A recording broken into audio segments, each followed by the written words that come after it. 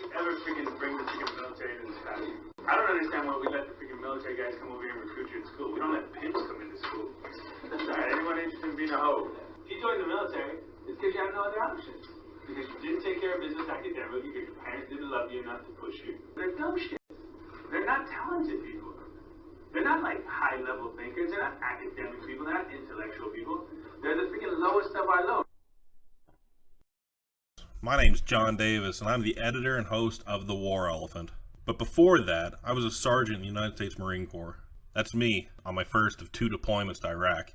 You might think that's what bugs me so much about what this high school government teacher is saying about our military. It isn't. Stepping back a little bit further, let's talk about me before the Marines. When I was a kid, I ranked in the top 99th percentile of the entire nation on every standardized test given. I always had the highest grades and never had to try. This isn't bragging, it's just how it was. All my teachers made it clear I was destined for academic greatness at one of the nation's greatest institutions of higher learning. But then something happened my sophomore year. My teacher ran in and said those words I'll never forget. Someone just flew a plane into the World Trade Center. Like millions of others at that moment, my whole class piled into an office and sat in silence as we watched the second plane hit, followed by another at the Pentagon. None of my friends knew much about the Pentagon and why it mattered, but I did. You see, I had family in the military. My dad was a Green Beret, my uncle, a lieutenant in Vietnam, my grandpa fought the Nazis. I knew what the Pentagon was, and I was the first in my class to realize we were at war. That's the day my focus changed. Here's the point. This guy's rant centered on the idea that people in the military had no options because they didn't apply themselves. I had options. I could have had scholarships to any school I wanted, but college wasn't what called me out. The Marines did. And eventually, I went to college. I graduated with honors from the University of North Texas. Within 2 years, I was making nearly 6 figures. But that path didn't work for me. The work wasn't meaningful and I wasn't happy. Then, in 2013, I left that life and moved back home to do something I'd always wanted to do. Be a teacher. Was it difficult leaving the fast track for the state that pays its teachers worse than any other? Yeah, but life isn't about a paycheck. It's about values. Educating others is one of my values. But to make ends meet, I became a professional writer on the side. This is where War Elephant started.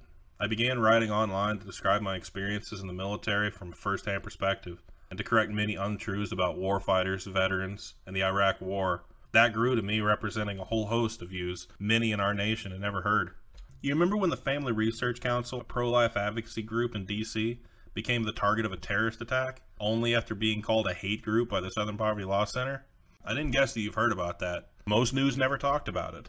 And when was the last time you've ever heard of issues affecting rural lives, such as the real implications of gun control, the crash of industries supporting shale oil, or the Oklahoma education crisis? Most news won't share strong arguments for gun owner rights, Christian apologetics, the needs of our veterans, or any social views for that matter.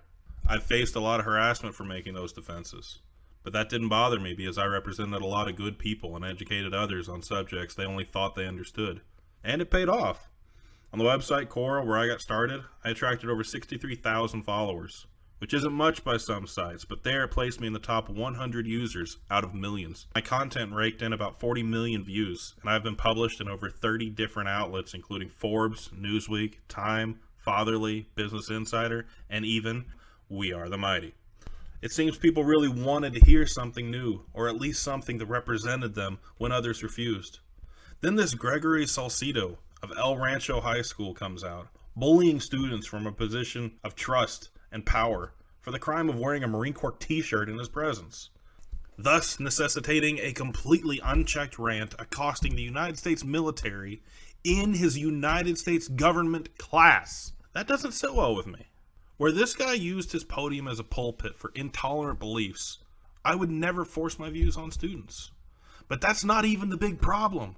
The only way that Gregory Salcido could happen, where someone so completely ignorant of the world could be elevated to a position of authority and respect and charged with the responsibility of shaping our nation's young minds, is that we live in a world where no one knows that what he's saying is stupid. They don't know because they don't know the millions of people who prove everything he believes is completely wrong. Too many outlets are unwilling to tell the truth because it isn't profitable for them to anger or offend the wrong people. The media even knows they screwed up, but they can't change. If anything, they've only become worse. Even my liberal friends tell me they no longer trust the media. I get it. But the problem is that there isn't anything else. Even though the nation has lost faith in its trusted sources, the media still won't tell our stories. That's why this Gregory Salcido could get away with saying what he did. Because he's literally never been challenged with evidence that he has no clue what he's talking about. So I said to myself, I can do something about this. Just like back in high school when I wanted to do something about an attack on our country, I wanted to do something about the problem of millions of people whose stories weren't being told. That's the military vet who can't find work because civilians think he's too much of a threat. The small town conservatives hated by people who've never met you. The college Christians censored on campus because your beliefs don't fit a progressive narrative. And there's a lot more out there, including anyone who thinks that these people deserve just as much of a right to be heard as anybody else. And to those people nothing like me, know that this channel isn't just about bashing people I disagree with. I know I could get more clicks with outrage and calling you names, but I want to do more. I'd like to be a resource for you too. These last few years have confronted many of you with the realization that your sources weren't what you thought they were. You have some good questions and I want to answer them. I want to tell honest stories about people you've never met. Present arguments you don't have access to. Or maybe just share some things that we can both agree are cool that you won't see anywhere else. But one last thing. How do you know you can trust me? What's in it for me? Who's paying me off to say all these things? Well, no one. I don't get a check from anybody. What I use is Patreon. Patreon is a service that allows individuals like you who want to support the channel to donate a small amount every time that I put out a piece of content. That keeps the content I make completely free and completely independent so that I can speak the truth and to follow the facts where they lead me. In fact, the more honest and rigorous I am, the more supporters I get. If you like what you saw in this video, then like, subscribe, and hit that notification bell for more. Please share with others. And while we're at it, leave a comment down at the bottom, something you'd like to see in the future. Thank you for watching, and I hope to see you around.